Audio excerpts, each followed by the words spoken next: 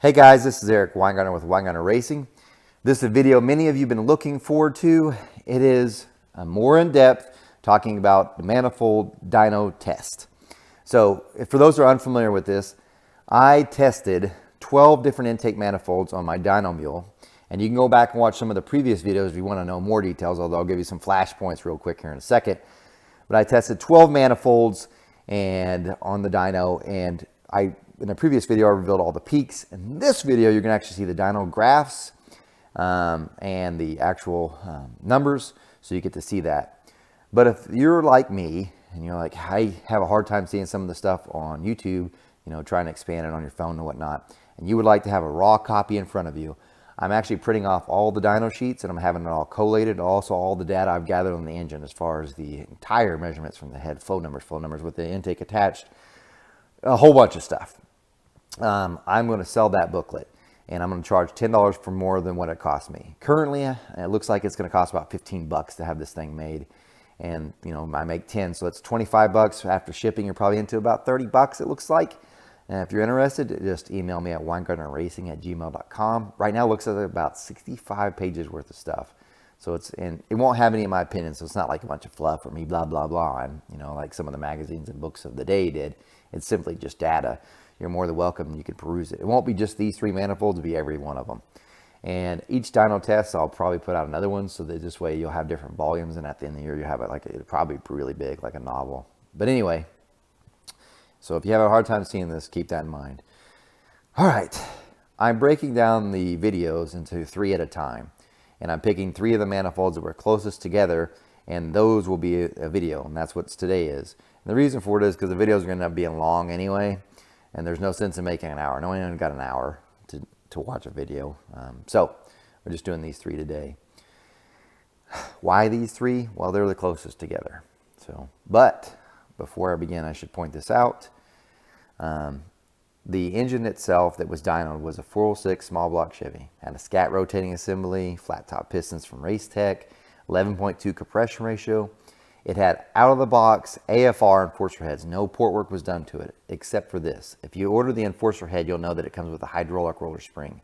I did have to change to a solid roller spring and a titanium retainer because the camshaft in this engine was a 260-270 at 50, and that was supplied by Urson. They did give the cam for free. I gave them the specs, said, hey, could you make this, make it like a mild lobe, because I'm going to be doing a lot of dyno tests. I said, sure.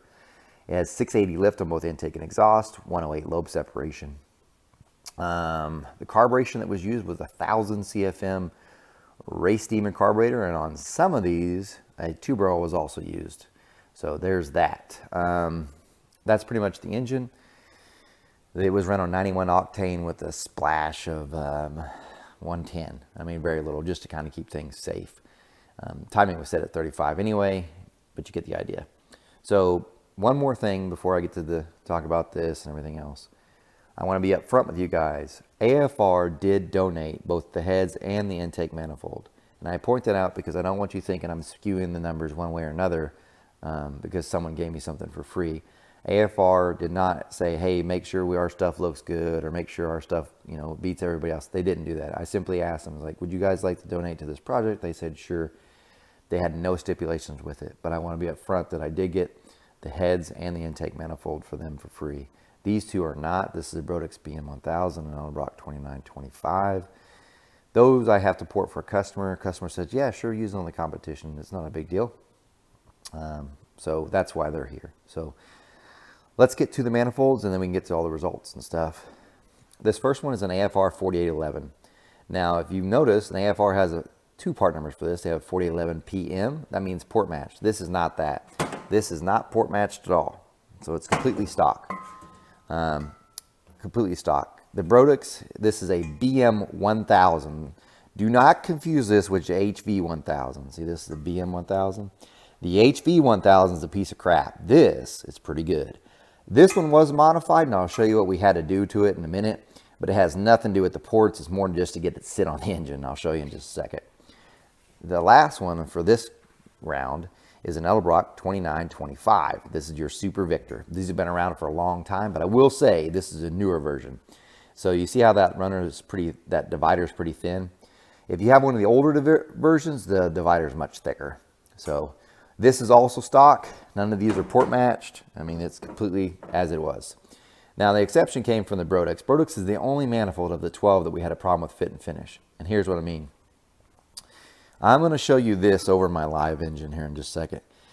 What happens is, on a small block Chevy, a stock one, or in our case, SHP, we've got a plug that comes up here for oil. And let me show you exactly what I mean, because I have this same intake was used on my S10. So let me walk you quickly over here so I can show you this.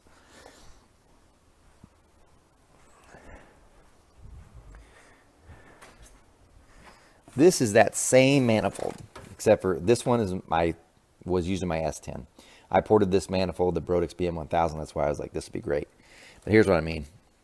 You see how I had to use this nipple to bring it out of the way, and I even had a grind here? If you get this manifold, grind, check your clearance first before you ever put any silicone on it, because it will not be able to go back far enough and will hit your plug. So I had to grind there, and we had to do the same thing on this one. Actually, it was the only thing that slowed us down on any of the manifolds was that. All the rest, everything you just saw, piece of cake. That was the only thing. So if you get the manifold, put it on your block first, check and grind for clearance, because that did slow us down. Also, you might enlarge these holes, because I think it might be the enforcer head, but if you notice, that one's slotted, these aren't. So you could tell it was trying to tap itself, get in there. So you might just open that hole up just a little bit. Just, in other words, check clearance on this one. As far as anything else on it, it's fine. So, but anyway, these three manifolds were picked because they're all about the same height. They're really, really close. So obviously, the taller manifolds, they make more power typically, because the runners get longer, and usually they get straighter when they do that. So comparing these three is a great idea. So anyway, there's that. Here's some rough measurements for them.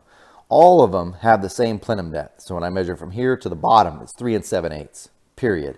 The difference comes in some of the runner links. So as you notice, the AFR has these big old elephant ears that are on the dividers. When I measure, and I'm measuring this runner, these 4 runners, and their center lines, and I averaged them. That gave me an average length of 5.96. The Brodix, now, this is hard to capture this. This one looks a little bit longer than that one. That's more straight and that's more curved. This one gives you 5.59 inches long for an average.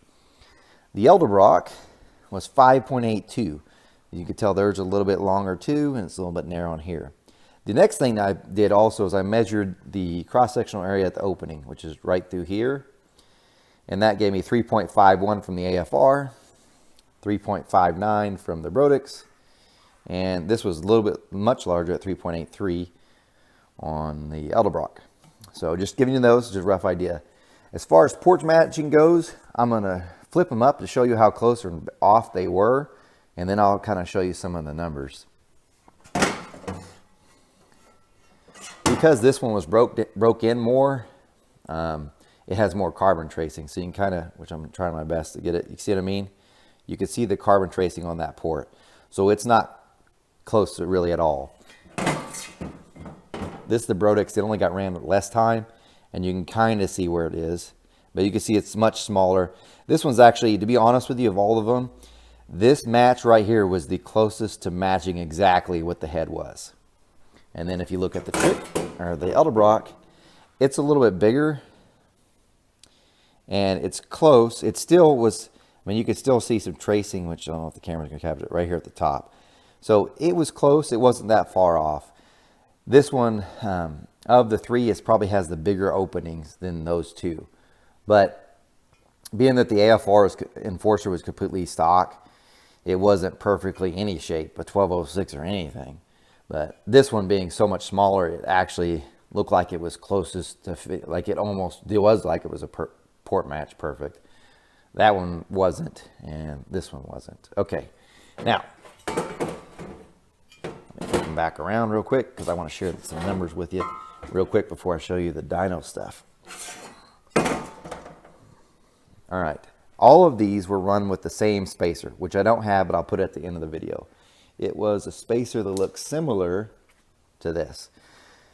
It's a 4-hole taper. At the end of the video, I'll show you the AFR one. I actually left it on the dyno. I've got a new one coming in anyway, just like I show you. But it's similar to this. It's just a 4-hole taper. Every one was one of the 1-inch 4-hole taper. It happened to be one, the AFR one, and it was plastic, and it was kind of made for this manifold, but they're all about the same. So I want to explain that first. This one's initially what we started with. So, and it made 554 horsepower, 530 foot-pounds of torque. Not bad. The Brodix made 560 and 529 torque. So it actually made more than the AFR as far as horsepower by 6, and the torque was only down by 1. But wait till you see the graphs, you'll see what I mean. This is actually, of the 3, this one was the one that beat them all. Very impressive. The Edelbrock made 552, 524 torque. So there's that. I'm going to show you the graphs in a minute, but real quickly I want to tell you this. This one and this one were also dyno with the 2-barrel. That's going to be a whole separate video. Now this is where it gets a little weird. This one, by the way, the carburetor that we used for the 4-barrel was 1000 CFM race demon that Mark Whitener had redone on all of them. We used on all that same carb on all of them. On a 2-barrel was just like a spec legal 500 CFM deal. This one was amazing with the 4-barrel, and it beats this. When the 2-barrel went on, that one dominates this one. As far as peak power, they're within like 2 horsepower, but that's not it. You look at the graph, this one's better, which is a very odd situation. So that's the reason why I wanted to test that. This one's so much better than this one, 4-barrel, on a 2-barrel, completely reversed. You may be asking yourself, why didn't you try a 2-barrel on this one? Here's the reason why. Give me a second, I'm grabbing the spacer. This isn't the spacer we ran, but this is about it. These are adapter spacers for a 2-barrel, for those that don't know. They go on something like that, right? Well, they're all flared out on the bottom like so. Well, the problem with this AFR is you've got these cloverleaf that's in there, and a 2-barrel would literally be sitting right there. So we didn't try it because we figured the air-fuel ratio distribution was going to be horrible. So this one never got tested with a 2-barrel, and only these 2 did. And this one was the winner. But that's a later video. But anyway, let's pull out the dyno numbers so you can see those and see how close or far apart they are. Here we have the 3 dyno sheets. So this is the one from the AFR, this is the Brodix, and this is the Edelbrock. So I'm going to go ahead and start. Even with this cam, and by the way, that cam is at 50,000 at 260, 270. The cam should make way more power, but this is one of those things where you could show that the heads are holding back the RPM. So if you look at peak power occurred at 6,200. Right there, 554. Peak torque occurs right here at 5,000 at 529.5. This is the air-fuel ratio with the carburetor, the 1000 CFM, because this was all in that. You could tell it's really only pulling 666 CFM. Because, by the way, this air-fuel ratio is measured, so it's not from the O2 sensor. We do have an O2 sensor that was reading, but that's not what's on this page. This one's the actual measured one. So they've got an air turbine that spins and measures how much air is coming through, a fuel turbine that measures how much fuel is going through, and that's the calculated air-fuel ratio. This is not from the O2 sensor. Even though the O2 sensor was reading, it's just not on this page. Anyway, that's for this one. This is the Brodix. So now this air-fuel ratio got way off, and I'll explain why. We had just got done doing a 2-barrel, so we switched over to the 4-barrel and forgot to plug in the channel. So it messed up the air-fuel ratio. That's why this looks really bizarre. In other words, we switched over and we put that line in. This is going to sound really confusing.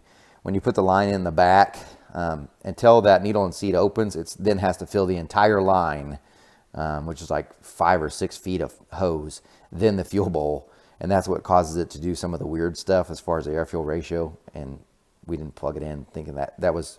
So in other words, the air-fuel ratio looks wrong, but the engine is actually right. The air-fuel ratio from the actual O2 sensor was correct. This is... Don't get scared with this. Anyway, the Brodix made torque and horsepower at the same points. 562 on horsepower, and then there's your 531 right about there. So I said 529. And this was a different run, but this one was it. This one was the closest as far as temperatures to the 3. So, you know, pretty close. 531. That was at 49, so, but still 531 at 5,000. Here's your Edelbrock Super Victor. You can see the air-fuel ratio is sort of similar to this. They're not that far off. And you might be like, why didn't you try to get them all the same? Hours it will take. At least this one's all about the same. And even though, like I said, it's only a variation of a few tenths, if you were to go chasing this, like especially if I had more fuel up there, you might not even see 2 horsepower difference, and you would have wasted hours. So it's not that big of a difference. But anyway, the Super Victor made 552 at 6,200, and it made 525 torque right there. Now, these are the raw numbers, and like I said, you get the book, you can get all that. But you probably would be better if you looked at it like this. So here's your graph.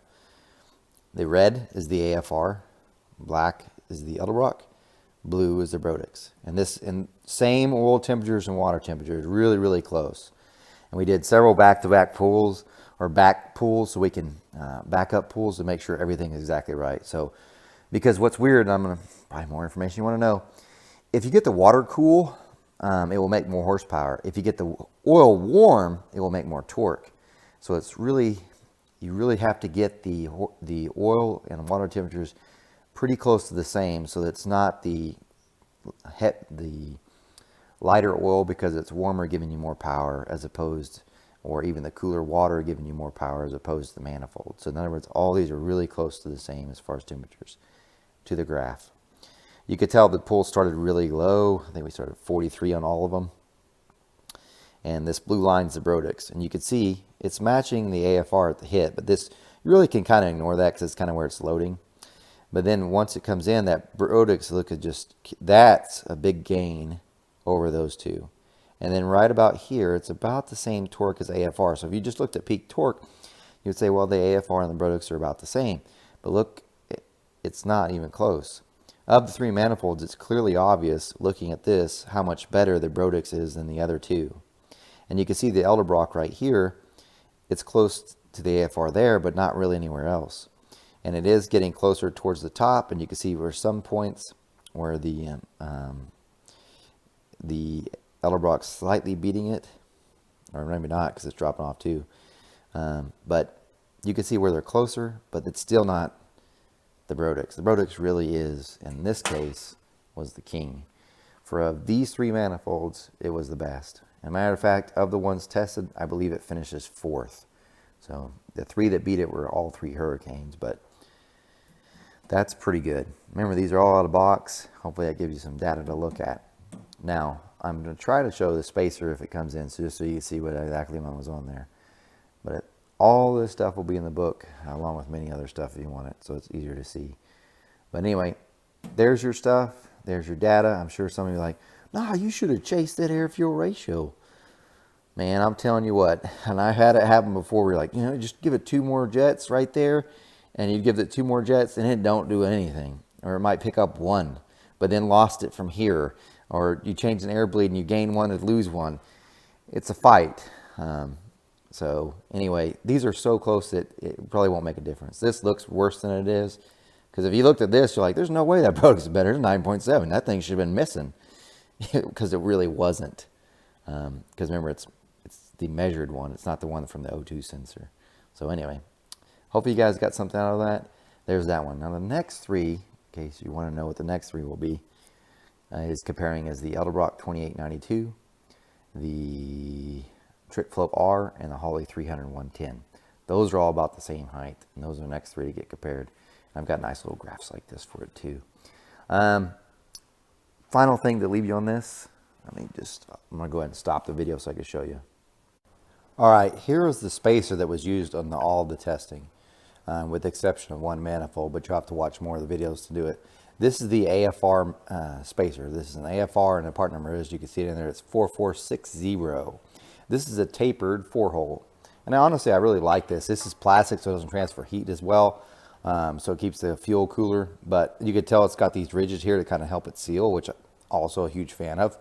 But I will say, when you watch later videos, you get to see this. We tested the engine both with this 4-hole and with an open. Now the open one that we got from AFR looks just like this, except for this whole center section is out. So in other words, it went just like this, And that's what it was. So it had the clover leaf, and it was a 1 inch, but it was open, so it didn't have the center section. And then we traded it out and tested with this. This was much better. You definitely need to watch that video towards the end when I get done with this series. You can see that this made considerably more power. So the center section really does kind of help.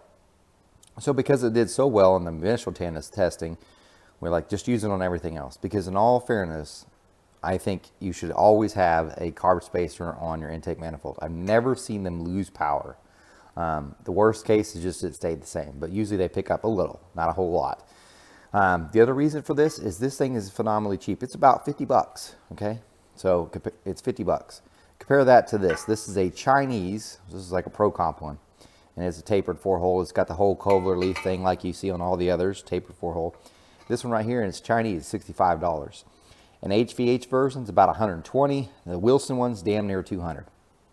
So by far on price, yes. And I hate to say it, people are like, well, the Wilson makes more power. I don't think so. Even if it made 2 more horsepower than this, it's definitely not worth, you know, $150 more. So this one, and of all the spacers, the tapered 4-hole, to me, this is the cheapest it's out there, period. And by the way, AFR did not supply this. So you're like, you're saying it because AFR gave it to you. No, I actually bought it out of my own pocket. Now, here's what's different between it, though. This is a huge difference. Look at this. You see the cone? I want you to pay attention to the cone as I hold it up. The cone sticks up above the deck. None of the rest ever do that. HVHs, none of the rest do. See, they're usually below it. I say that because on the single planes, it really didn't make any difference because it's a whole open deal.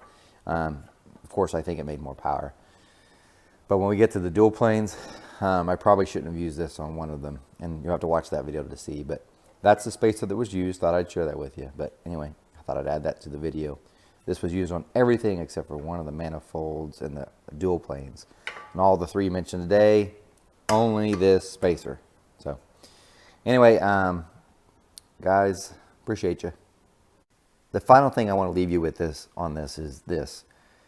That wasn't the end of testing. That was just a beginning. That just applies baselines. Of the 12 manifolds, not all will return to get back on the dyno. And I'm going to tell you why in a minute. But the ones that are will be testing different ideas. The next time I go to the dyno, I'm going to cut out this clover leaf. That's all I'm going to do with this manifold. And I'm going to re-dyno it and see what it does. So we're going to see it. Does cutting out the clover leaf do anything? Make more power or torque somewhere? That's what's going to find out. This one, I have to fully port it for a customer, and I'd be really curious to see if it actually makes more power on the dyno being all fully ported, because the heads really don't move much air, only 280 CFM, these ones. But the bad news about this is this customer is for a circle track customer, and as you know, race season starts in about a month. So this thing will probably be done and shipped off and will not make it back on to the dyno mule, which kind of sucks. I wish I had another one to do that. That'd be a great deal to do.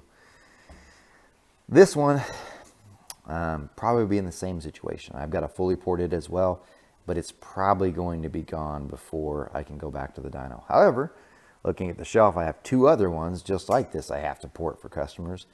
So maybe not this exact one, but another one just like it will go on there ported, and you get to see that. Unfortunately, probably not this one, which is too bad because this did so well. I mean, besides, this is the best besides a Hurricane. I want to know if I port it, how good it will be, especially in comparing it with the 2-barrel stuff. So anyway, that for sure is going back on, just cloverleaf cut out. And then that one probably won't. But for sure, maybe not this exact manifold, but another 2925 will. Anyway, guys, thanks for watching. Remember, I'm no Superman. You guys take care.